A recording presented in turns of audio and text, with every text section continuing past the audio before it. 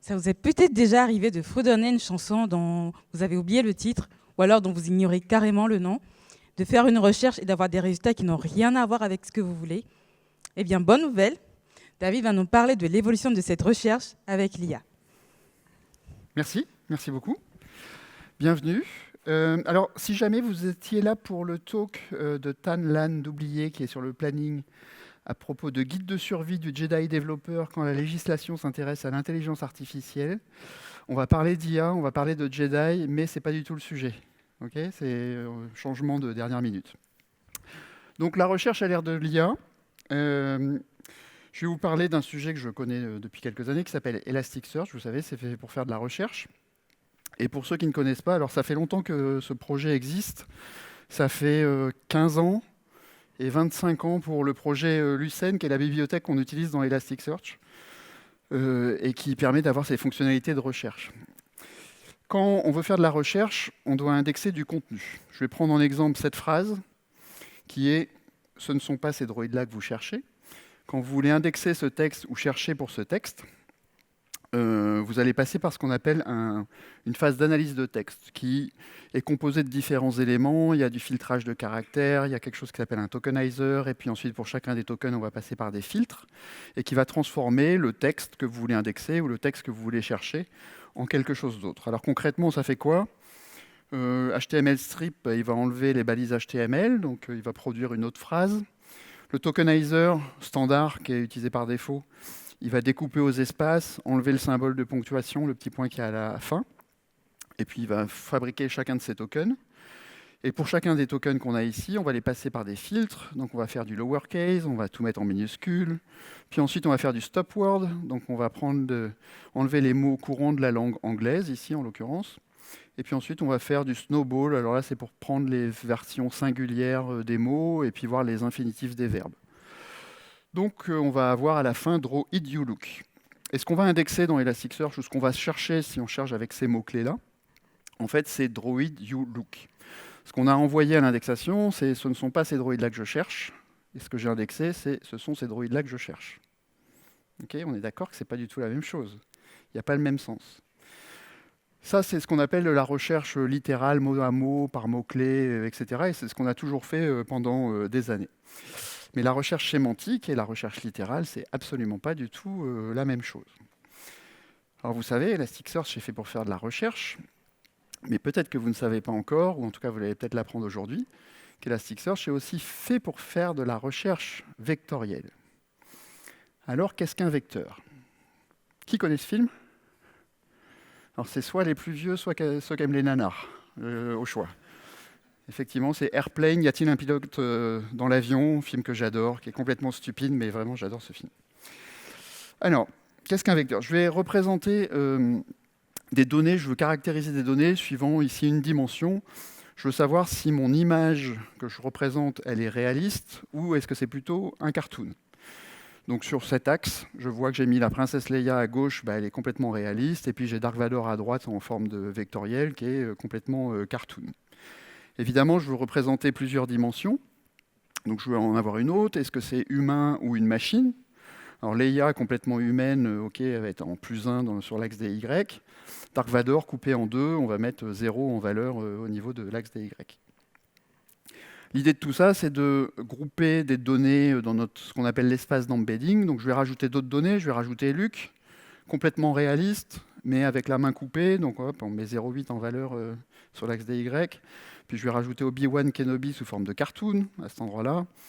Et puis je vais rajouter une machine très réaliste. Le but de tout ça, c'est faire de la recherche. Donc si je cherche cette image, d'après vous, quelle est l'image la plus proche qui correspond à cette image que je cherche ? Leia. Ouais, effectivement, je pense que ça va être Leia en premier. Là, vous avez fait quelque chose. Hein. Vous avez sans doute mis cette image sur votre espace d'embeddings. Vous avez calculé des choses. Vous avez fait des maths. Je ne sais pas si vous êtes au courant de ça, mais vous avez fait des maths. Le deuxième, ouais, ça va être Luke, vraisemblablement, qui est après. Celui d'après, je ne sais pas trop. J'ai choisi Obi-Wan arbitrairement, mais ça aurait très bien pu être la machine. En tout cas, ce que je sais, c'est qu'à l'opposé, j'ai Dark Vador. Tout à l'heure, c'est la même chose avec la phrase que je présentais. Ce sont ces droïdes-là que je cherche, ce ne sont pas ces droïdes-là que je cherche. C'est deux notions qui sont opposées l'une à l'autre pour moi. Donc je devrais avoir à peu près la même chose. Alors comment on fait pour indexer des vecteurs dans Elastic? L'idée, alors là ça concerne Elastic ou les autres, mais là je vais principalement me centrer sur Elastic. Vous avez en entrée des informations que vous souhaitez indexer. Tout sur mon exemple, j'ai présenté des images. Vous pouvez faire ça avec du texte. Vous pouvez faire ça avec de l'audio. Ma démo, ça va être de l'audio tout à l'heure. Et puis, vous allez choisir un modèle de machine learning qui va vous permettre de transformer la donnée que vous avez en entrée sous forme de représentation vectorielle de la donnée que vous avez en entrée. Ce qu'on appelle des vecteurs denses. Alors, pour choisir votre modèle, il y a plusieurs solutions. Soit vous trouvez des modèles sur étagère, il y en a plein sur Hugging Face, qui sont très sympas. Nous, on utilise notamment, on embarque dans les versions payantes d'Elastic le Microsoft E5, qui est très bien pour les langues pas que anglaises. Donc pour le français, ça marche très bien. Pour le patois charentais, je ne suis pas sûr, mais peut-être. Il paraît que pour le breton, ça marche. Pour les images, vous avez OpenAI Clip qui vont vous permettre de générer une représentation vectorielle, par exemple, et plein d'autres modèles. Si ça ne suffit pas, vous pouvez utiliser ce qu'on appelle une technique de hybrid scoring, on va voir ça tout à l'heure. Et puis éventuellement, si vous avez un modèle de machine learning qui est déjà sur vos données d'entreprise, alors là, c'est la Rolls-Royce, parce que vous avez vraiment un modèle qui est appliqué à votre cas d'utilisation. Donc là, c'est l'idéal. Alors attention au modèle que vous allez utiliser. C'est pas parce que ça marche pour un pote que ça va marcher obligatoirement pour votre use case. Imaginez, vous préparez, vous courez tous les jours un 100 mètres pour vous entraîner. À la fin de l'année, vous dites allez, c'est bon, je vais faire un marathon. Ah non, vous n'êtes pas entraîné pour le bon cas d'utilisation, ça ne va pas marcher. C'est exactement le même problème avec les modèles de machine learning. Ça ne marche pas dans tous les cas, il faut trouver le bon modèle. Alors dans Elastic, comment on fait ça? Ensuite, on va définir dans notre mapping quelque chose qu'on appelle les dense vectors.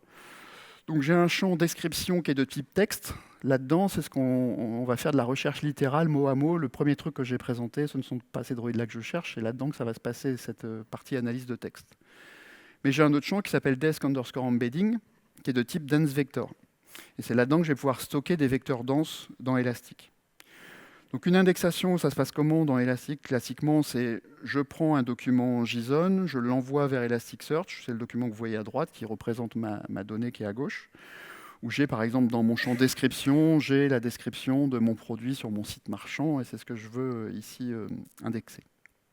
Quand je veux faire une représentation vectorielle, ce que je vais faire, je vais envoyer mon document par un autre service, qui peut être écrit en Python, en Java, en ce que vous voulez, qui lui va utiliser le modèle de machine learning que vous avez choisi, générer une représentation vectorielle, c'est ce que vous avez en jaune dans Desk Embedding, les différentes valeurs que vous voyez dans le tableau. Et puis, une fois que ce JSON est généré, on l'envoie à l'indexation dans Elasticsearch. Desk Embedding, encore une fois, je l'avais mis en dense vector tout à l'heure. On peut faire ça pour l'image aussi, pourquoi pas. Pour le texte, quand vous avez du texte, vous pouvez demander avec la version commerciale d'Elastic, vous pouvez dire à Elastic, fais-le pour moi, cet outil intermédiaire-là, tu le fais nativement dans Elasticsearch, comme ça, je n'ai pas besoin d'un service tiers. Mais pour ça, il vous faut une licence commerciale. Comment on fait la recherche? C'est exactement le même principe. Je prends la requête que l'utilisateur a faite, je passe par le même modèle que j'ai utilisé lors de la phase d'indexation, je fabrique un vecteur, et ensuite, on va utiliser ce vecteur. Dans Elasticsearch, je fais ce qu'on appelle une requête KNN, où je lui dis sur le champ Desk Embedding, celui que j'avais typé en dense vector tout à l'heure, je lui prends mon texte SummerCloves, je passe dans le même outil que j'avais utilisé tout à l'heure, je vais générer la représentation vectorielle de la phrase SummerCloves, et puis je vais demander à Elasticsearch d'aller me chercher ce vecteur-là dans le dataset qu'il a indexé. Alors, ce qui est sympa, c'est que comme on est dans Elasticsearch, on a accès à tous les outils qu'on connaît déjà, de la pagination, du filtrage, des calculs d'agrégation sur les résultats. Tout ça, vous avez accès, ça vient avec, c'est dans la même API. Vous n'avez pas besoin d'un système externe pour faire de la recherche vectorielle. Le pendant tout à l'heure de la version commerciale, c'est pareil, on peut faire pour vous l'exécution de la génération des embeddings pour vous à la volée. Voilà. Bon, je vous passe là-dessus. On a rajouté en 8.15 un nouveau type de champ qui simplifie encore l'expérience utilisateur, l'expérience développeur. Et je l'illustre avec ce mapping-là. J'ai toujours mon champ description là, qui est en bleu, qui est de type texte. Donc je fais toujours de la recherche littérale. Ce ne sont pas ces droïdes-là que vous cherchez, ce que j'avais fait tout à l'heure, l'analyse de texte.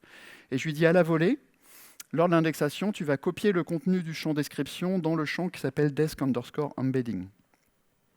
Et là, je lui dis desk embedding, c'est une recherche sémantique que je veux implémenter. Donc à l'indexation, c'est beaucoup plus simple. Je te pousse un document avec du texte, et puis je dis à Elastic, bah, débrouille-toi, fabrique-moi les vecteurs derrière, fais du chunking aussi automatique, fais tout ça, il le fait pour vous. Et à la recherche, c'est aussi beaucoup plus simple que la recherche Canon de tout à l'heure, c'est bah, je fais une recherche sémantique sur le champ desk embedding, et vas-y, je te passe du texte, fais-moi automatiquement la représentation vectorielle, et trouve-moi le bon document. Donc pour trouver le bon document, ce qu'il va faire, c'est simplement, il va essayer de trouver quel est le vecteur le plus proche de la requête, par rapport à ce qu'il a indexé qui est à gauche. À droite, il a la requête, il va essayer de trouver le vecteur le plus proche. C'est ce que vous avez fait mentalement hein, tout à l'heure. Hein. Vous avez pris Yann Solo, l'image, et vous l'avez mis sur l'espace d'embedding. Vous avez dit, ah, c'est vraisemblablement Leia le plus proche. C'est ce que vous avez fait. Bon, en fait, vous avez fait des maths. Ce que vous avez fait, c'est que vous avez pris la requête, vous l'avez mise à peu près là, et vous avez sans doute calculé un angle. Je pense même que vous avez calculé un cosinus. Et je pense même que vous avez calculé un score qui est 1 plus le cosinus divisé par 2. Est-ce que vous avez fait ça? Tous? Évidemment. Alors pourquoi vous avez fait ça? Parce que vous savez très bien que quand les vecteurs sont similaires, le cosinus est proche de 1. Et 1 plus 1 divisé par 2, bon, bah c'est égal à 1. Quand les vecteurs sont orthogonaux, bah, du coup, le cosinus est proche de 0. 1 plus 0 divisé par 2 égale 0,5. Et quand les vecteurs sont opposés, le cosinus est proche de moins 1. 1 moins 1 divisé par 2 égale 0. Okay. Donc j'ai un score qui se balade entre 0 et 1. 1, c'est des vecteurs confondus. 0, c'est des vecteurs opposés. Ce ne sont pas ces droïdes-là que je cherche. Ils devraient être avec un score de 0. Ce sont ces droïdes-là que je cherche. Ils devraient être avec un score de 1. Okay. Alors là, on tient compte juste de l'angle des vecteurs. J'ai oublié de préciser, évidemment, je n'ai pas que 2 dimensions. Hein. Ça serait trop simple. Là, je ne représente que 2 dimensions, mais il y a des centaines de dimensions que vous pouvez utiliser, voire milliers. Là, je tiens compte que de l'angle, donc avec un cosinus, mais en fait, il y a d'autres méthodes. Vous pouvez aussi tenir compte de la longueur du vecteur. Donc on a d'autres implémentations qui s'appellent dot product ou max inner product qui vont tenir compte de cette longueur du vecteur, dont je ne tenais pas compte tout à l'heure, voire même des calculs L de norme, c'est pour faire de la distance euclidienne. Donc vraiment, on va faire le calcul de chacun des points, etc. et essayer de trouver un score grâce à ça. Alors quand on a commencé, chez Elastic, l'implémentation des vecteurs, c'est il y a au moins 3-4 ans, je ne sais plus. En fait, on faisait du brute force. Donc, on prenait la requête de l'utilisateur sous forme de vecteur, et puis on allait comparer tous les vecteurs du dataset, on allait calculer tous les cosinus des angles, et puis avec ça, on faisait notre score. C'était lent, très lent, très très lent. Et puis, on a vu un papier qui s'appelle HNSW, qui a une approche par couche, où en gros, on va sélectionner quels sont les vecteurs éligibles en fonction des couches, et puis quand on va être dans la couche tout à fait en bas, c'est là où on va aller calculer les cosinus, vraiment sur les quelques vecteurs qui restent. Donc on perd un petit peu en pertinence, on va dire, parce qu'on peut éventuellement rater quelques vecteurs qui ont mal été mis dans une couche. Alors ça se résout en augmentant la taille qu'on prend dans chacune des couches, mais du coup ça ralentit à la fin le calcul. Mais au final, c'est quand même une très très bonne approche, cette chose-là. On a fait aussi autre chose. Tout ça, tout ce que je vous dis, ça consomme énormément de mémoire parce que pour faire ces calculs et ces recherches de vecteurs, il faut qu'on stocke tout cet arbre-là en mémoire pour être rapide. Au début, on a commencé avec une implémentation en float 32 parce que finalement, ce qui sort des outils de machine learning, c'est du float. Et ça prend 32 bits. Donc ça nécessite beaucoup de mémoire. Par contre, c'est hyper précis. Depuis la 8.14, on fait de la quantisation automatique des vecteurs. C'est-à-dire qu'au lieu de prendre des flottants, on va les réduire en valeurs entières. ce qui donne des plutôt bons résultats. Vous allez voir dans ma démo que ça a un petit effet de bord, mais qui pour moi en tout cas a été bon. Et voilà, et on économise 4 fois la mémoire, évidemment, on passe de 32 à 8, ça va mieux. Il y a int4 aussi qu'on a implémenté, donc éventuellement dans votre cas d'utilisation, ça peut peut-être bien fonctionner, mais c'est à tester, hein, c'est vraiment à tester pour vous. Mais pareil, on gagne beaucoup plus. On a tenté le mode bit, avec là 32 fois d'économie de stockage de RAM. Par contre, le résultat a été absolument désastreux. Alors on a vu un papier, je crois qu'il est fait par une équipe en Chine, et on a implémenté ça. Je ne me rappelle plus du nom du papier. Mais on a implémenté ça sous le nom BBQ, qui ne veut pas dire barbecue, mais qui veut dire Better Binary Quantization ici. C'est toujours du bit, mais qui est un petit peu plus précis et qui se déplace en implémentant le papier en question. L'avantage, c'est qu'on a toujours ce gain de 32, et on a quand même une nette amélioration par rapport au mode bit classique. Si vous arrivez à le faire fonctionner, ce truc-là, c'est un gain absolument énorme, parce que la réduction en mémoire est incroyable. On avait fait un test avec 100 millions de vecteurs. 100 millions de vecteurs, il nous fallait un cluster de 18 nœuds élastiques pour arriver à stocker ces 100 millions de vecteurs en RAM. En passant en mode BBQ, avec seulement 12 Go, on arrive à stocker les 100 millions de vecteurs et à les gérer. Et donc, avec un seul nœud, finalement, on arrive à faire les requêtes. Donc, économie d'échelle. Quoi qu'il arrive, dans tout ce que je vous dis, ne me croyez pas. Testez par vous-même avec votre propre cas d'utilisation, parce que les éditeurs logiciels ont tendance à vous faire des benchmarks qui marchent tout le temps très bien, mais en fait, ce n'est pas tout le temps le cas. Alors nous, l'avantage, c'est qu'on est quand même très fair sur nos benchmarks, au sens où on publie exactement notre benchmark, la façon dont il est fait. Vous pouvez le reproduire. Voici les caractéristiques de la machine et tout. Donc vous êtes sûr de pouvoir reproduire ce qu'on fait.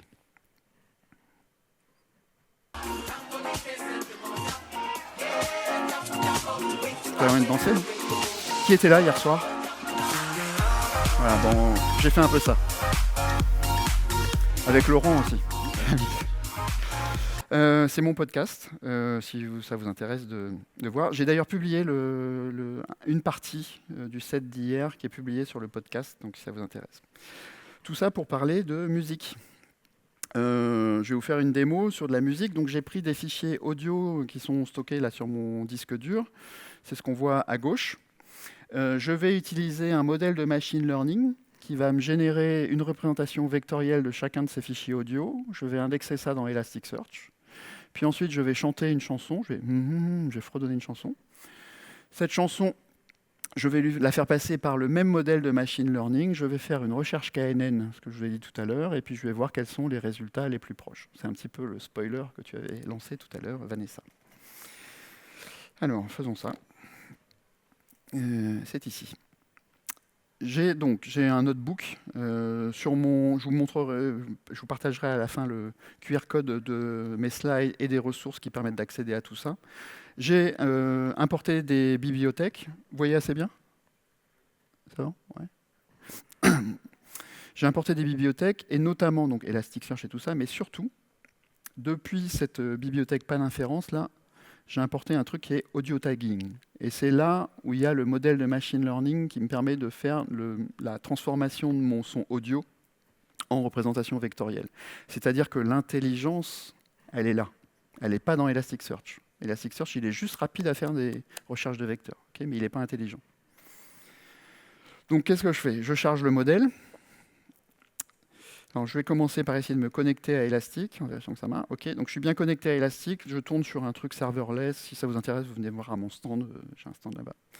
Donc je suis bien connecté à mon Elasticsearch. Si j'ai un index qui existe, je l'efface, mais il n'existe pas. Et je vais créer donc un nouvel index. Donc dans cet index, qu'est-ce que je lui dis? Je lui dis tu vas avoir un mapping, c'est ce que je vous ai décrit tout à l'heure. Et dans le champ audio embedding, c'est là que je vais stocker mon vecteur dense, okay, la représentation vectorielle de mon son.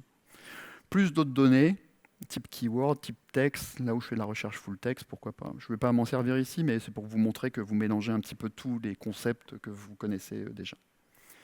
Donc j'ai créé mon index. J'ai un petit script qui me permet de lister des fichiers audio dans un répertoire, mais qui n'a aucune importance, celui-là.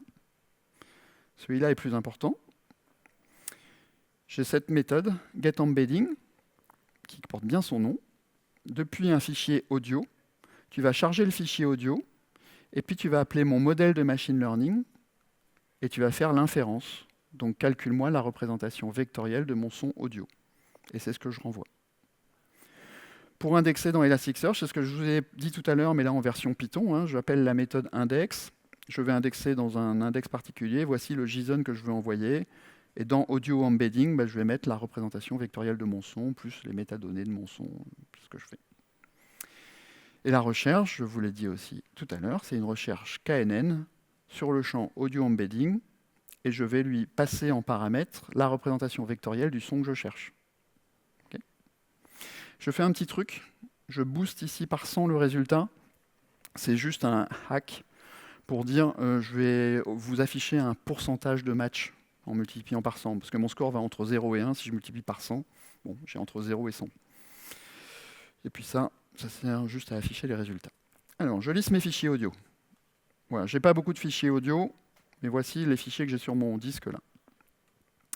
Et ce que je fais, c'est que sur ces fichiers audio, pour chacun des fichiers, je génère les embeddings, la représentation vectorielle de chacun de ces sons, et puis je vais stocker ça dans Elasticsearch. J'exécute. Donc là, il va le faire. Alors le premier est un peu long parce qu'il faut qu'il fasse démarrer serverless, mais bon, ça a été un peu, ça va. Et ce que vous voyez pour chacun de ces sons là, les valeurs entre crochets ici, c'est la représentation vectorielle de mon son. Et ça ne veut rien dire pour moi, mais pour la machine, ça veut dire quelque chose. En tout cas, il y a des valeurs différentes. Donc je veux chercher un son similaire. Je prends un fichier audio. Alors je ne vais pas chanter devant vous, mais je l'avais déjà enregistré. Hein. Donc j'ai ce son-là.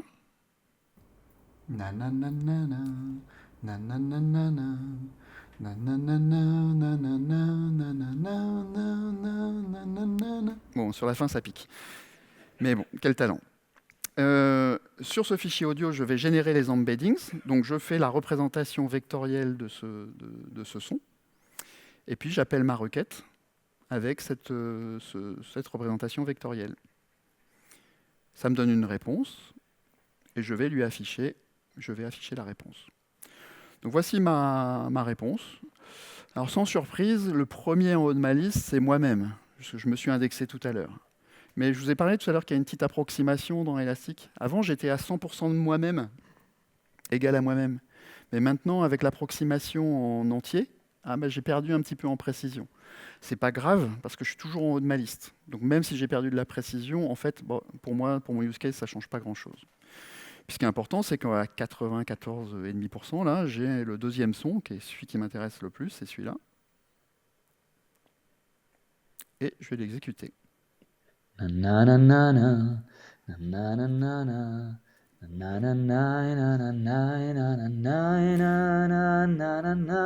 Bon, ça marche super bien, vous avez vu? J'ai refait Shazam, finalement. C'est faux. Ne croyez jamais un éditeur logiciel qui vous fait une démo. Parce que ça marche bien, mais en fait, pourquoi ça marche bien? On n'a pas parlé du modèle. Qu'est-ce qui fait le modèle? On ne sait pas ce qu'il fait.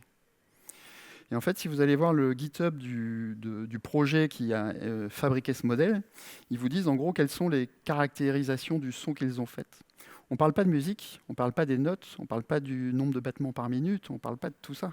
En fait, ils disent, moi j'ai reconnu que dans ton son, tu as quelqu'un qui parle, un homme qui parle, une femme qui parle, quelqu'un qui rit, quelqu'un qui pleure, un bébé qui pleure, quelqu'un qui chante, un homme qui chante, c'est peut-être moi, quelqu'un qui fredonne, c'est peut-être moi aussi. Donc là, peut-être que sur ces axes-là, peut-être que là, on est fortement connecté par rapport au son que j'ai enregistré tout à l'heure. Donc ça n'a rien à voir avec la musique en tant que telle. Il n'y a pas les notes de musique dans tout ça. Qu'est-ce que j'ai là-dedans? Est-ce que j'ai des insectes? Voilà. Est-ce que j'ai de la musique? Est-ce que j'ai des instruments de musique? De la guitare? Ok, quel type de guitare? Électrique, basse, acoustique, nylon, etc. Du banjo, clavecin, des batteries, etc. Différents types d'instruments. Donc voilà la caractérisation que j'ai. Et là, il se trouve que dans mon dataset, j'ai deux hommes qui fredonnent une musique, donc vraisemblablement, c'est pour ça que mes vecteurs sont très proches. Donc faites gaffe aux démos des éditeurs logiciels.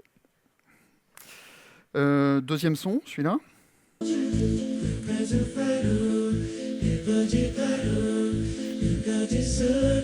Donc alors on est dans la même musique, mais c'est un hasard. Par contre, on a toujours de la cappella, puis un petit peu de son derrière en plus, des instruments en plus, qui ont sans doute éloigné mes deux vecteurs. Donc c'est peut-être pour ça que je me suis retrouvé un petit peu plus éloigné par rapport aux 94%. Là, je suis à 88. Si je prends celui d'après.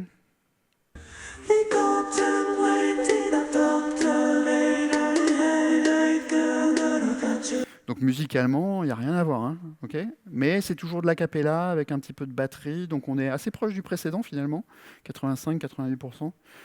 Mais celui-là, voilà, il l'a éloigné un petit peu. Puis si je prends le dernier.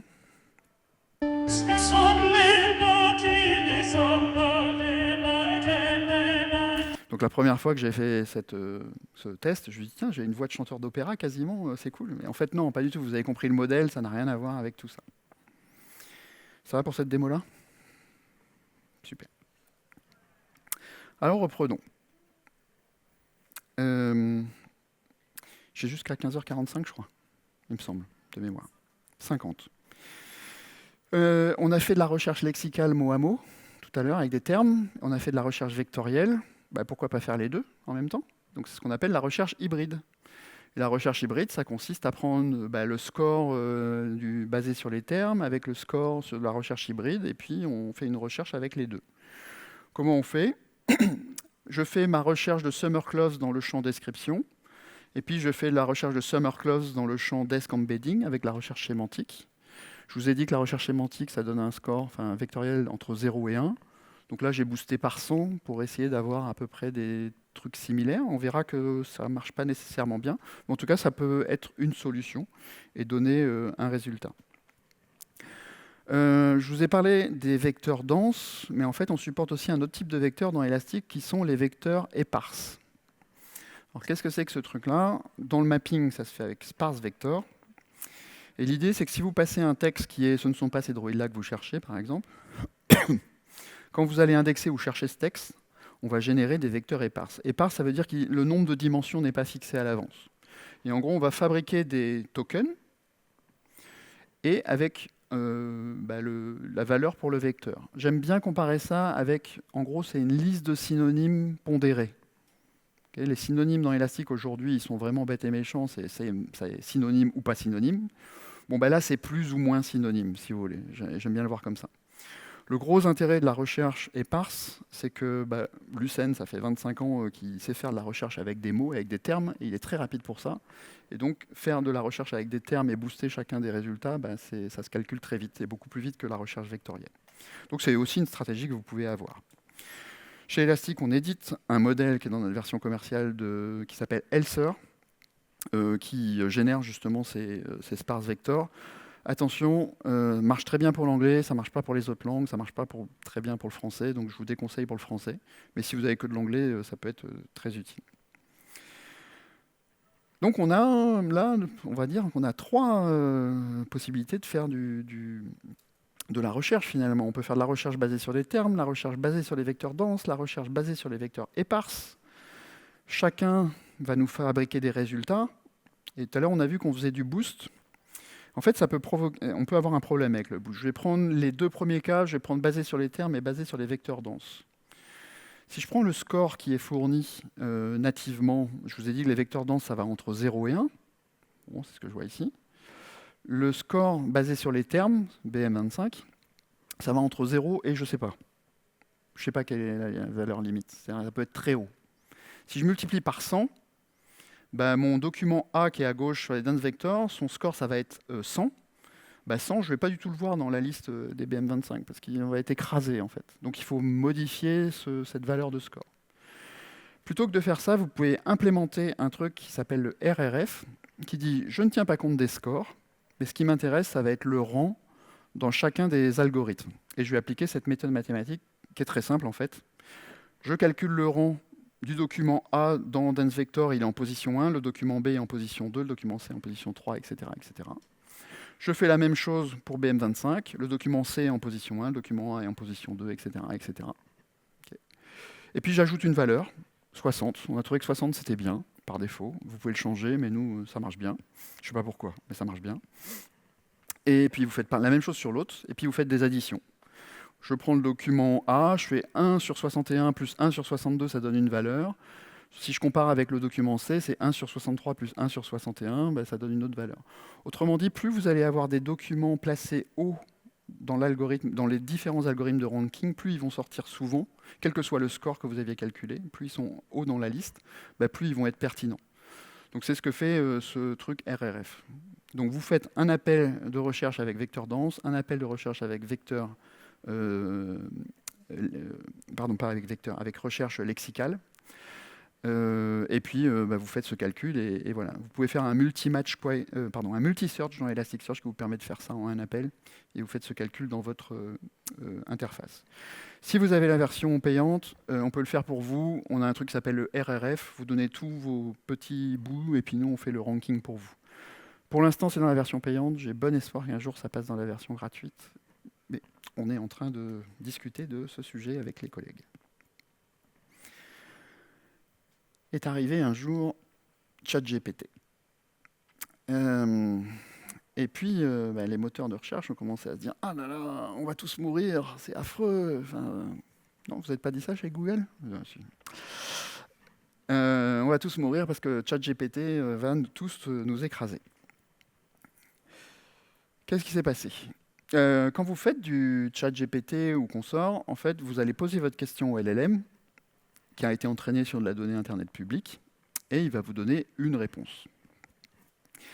Qui n'est pas nécessairement la bonne réponse. Et moi, un des trucs que j'aime pas, c'est le ton de la réponse. C'est-à-dire qu'il est très assuré. Il dit, si, je t'assure, c'est la bonne réponse. À mes gamins, je leur dis toujours, quand vous faites du ChatGPT, prenez ChatGPT comme un pote. Okay, quand un pote vous donne une réponse et vous dit, si, je t'assure, j'ai raison, vous doutez quand même. Ben là, faites la même chose. C'est pareil. Il a très souvent raison, mais il peut aussi avoir tort. J'ai fait un test, alors je triche un peu parce que c'est avec un ChatGPT 3.5 que j'ai fait ça. Je lui demande quelle est la version courante d'Elasticsearch. Et là, il était honnête. Au début, il n'était pas. Hein. Il me disait c'est la version 7.10. Maintenant, il dit non, mais d'après ce que je sais de la dernière fois que j'avais été indexé, en 2022, c'était la 7.10. Par contre, ça a peut-être changé, donc va voir le code source, enfin le site web de l'éditeur. Ok, honnête. Par contre, il y avait une autre question qui m'intéressait. Je lui ai posé combien d'argent j'ai sur mon compte Revolut perso. Il m'a dit je suis désolé, je ne peux pas t'aider avec ça. J'ai dit pourquoi? Parce que je n'ai pas accès à tes données perso bancaires. Heureusement. Je n'ai pas envie que ChatGPT ait accès à mes données perso bancaires. Donc comment je fais pour résoudre ce problème? Je fais ça en implémentant ce qu'on appelle du RAG. Donc le RAG, c'est je vais poser ma question, mais je ne vais pas l'envoyer au LLM. En fait, je vais l'envoyer à mon moteur de recherche favori. Bon, spoiler alerte, moi c'est Elastic, mais bon. Je vais faire ma recherche vectorielle, ma recherche hybride, enfin, tout ce que vous voulez, mon RRF, qu'importe. Tout ce que vous voulez sur mes données métiers. Je vais récupérer les 10 premiers hits qui matchent. Et puis, je vais prendre ces 10 hits et je vais les envoyer comme contexte à mon LLM pour lui dire maintenant, basé sur ces 10 hits, sur ces 10 réponses qui viennent de mon système, fabrique-moi une vraie réponse qui correspond à ce que je cherchais. Et ben, c'est ce qu'on va faire ici avec une autre petite démo. Alors, je vais aller là. J'ai utilisé ici un truc qui s'appelle un crawler qu'on fait chez Elastic, un web crawler en fait. Et avec ce web crawler, j'ai indexé il y a quelques jours les données de la ville de Niort. En fait, je suis allé indexer le site web. Et j'ai mis ça dans un truc qui s'appelle Playground.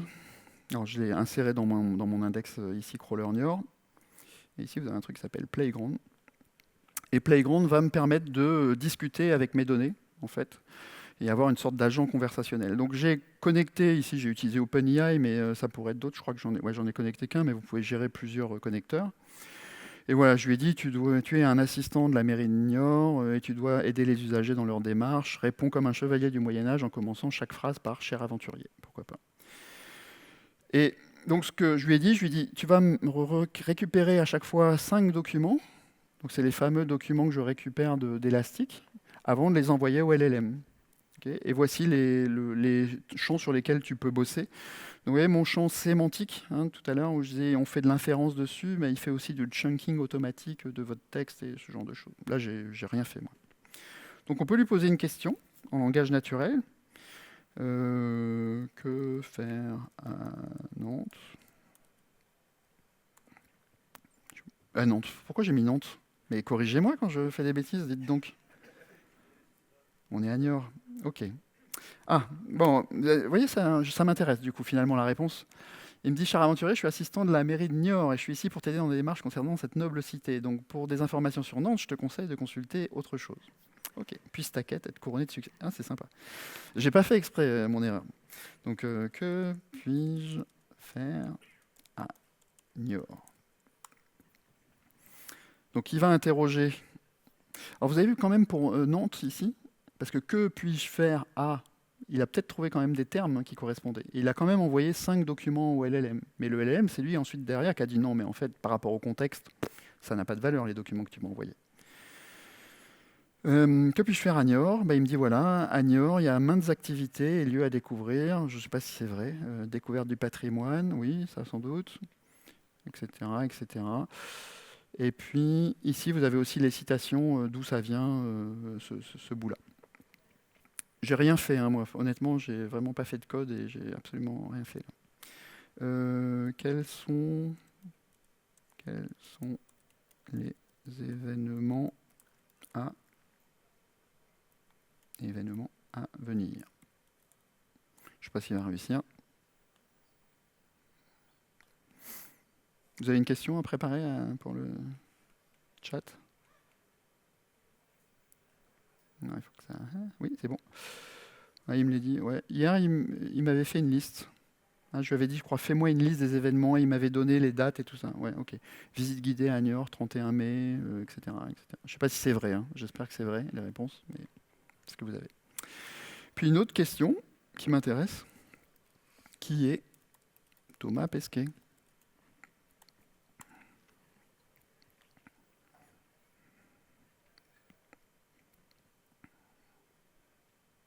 Alors, il y a peut-être des Thomas dans mon dataset, il y a peut-être des Pesquet, je ne sais pas. Mais il me dit, voilà, en fait, je ne peux pas te répondre, je n'ai pas cette information. C'est là où si vous connectez votre LLM, vous le mettez, je sais pas, vous mettez ChatGPT connecté sur le site de la ville de Niort directement dans la barre de recherche, il va vous dire qui est Thomas Pesquet.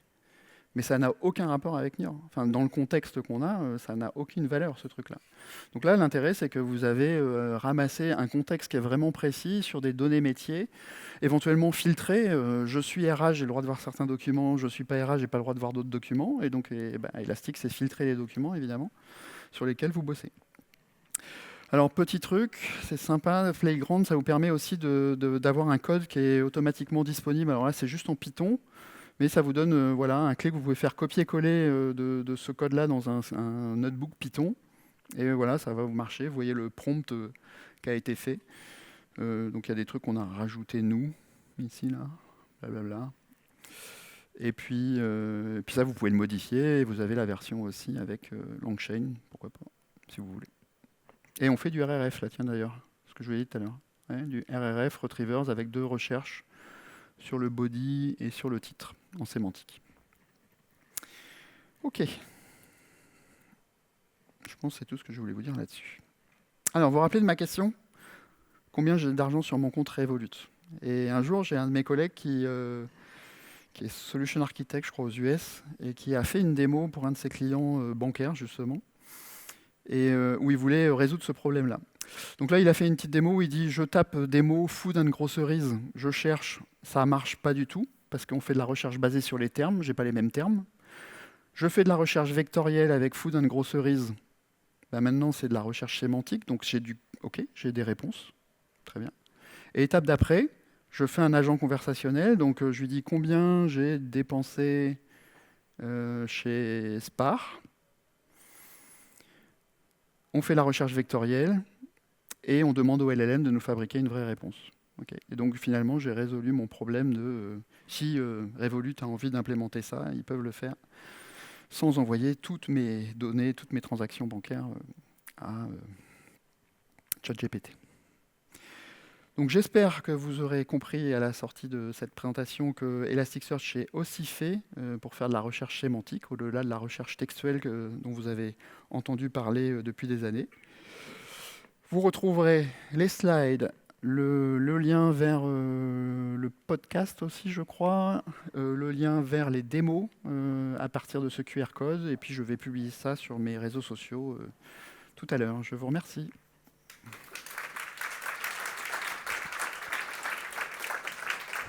Merci David pour cette belle présentation. Je suis dans les temps, c'est super. Est-ce que vous avez des questions? Ou sinon, vous pouvez... Oui, allez-y. Ok. Bonjour David, merci pour la présentation. Je me demandais sur les versions commerciales, pour le calcul des embeddings, est-ce qu'on a le choix du modèle et est-ce que ça rajoute de la latence sur le temps d'indexation? Oui, tu as le choix du modèle que tu peux choisir. Je ne l'ai pas montré dans les slides, mais tu peux charger un modèle, à condition que ce soit pour du texte. On ne fait pas autre chose que le texte pour l'instant. Donc tu peux choisir un modèle de Gingface de ton choix et tu as un petit script qui s'appelle, je ne me rappelle plus du nom, qu'importe, mais qui permet de charger dans Elastic. Et oui, ça rajoute de la latence au moment de l'indexation parce que du coup, il faut faire l'inférence à l'indexation. Oui. Il n'y a pas un mécanisme lazy qui permettrait de... Non, en fait, sinon tu pourrais indexer tes documents et puis après, par une autre routine, aller faire de la réindexation en tâche de fond, pourquoi pas. Mais non, oui, non, ça rajoute de la latence. Merci. Il y avait une autre question, je crois.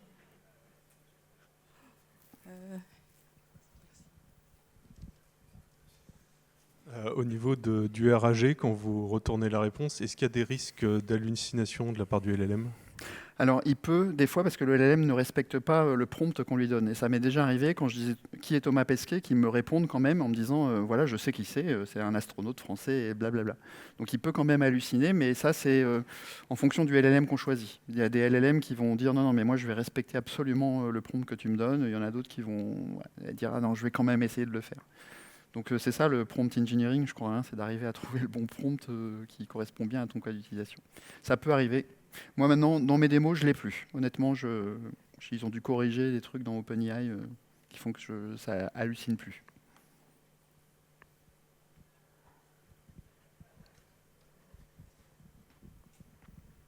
D'autres questions? Non? Après, vous pouvez vous rapprocher de lui pour en discuter. Oui, il y a tirage au sort à 16h à peu près sur mon stand.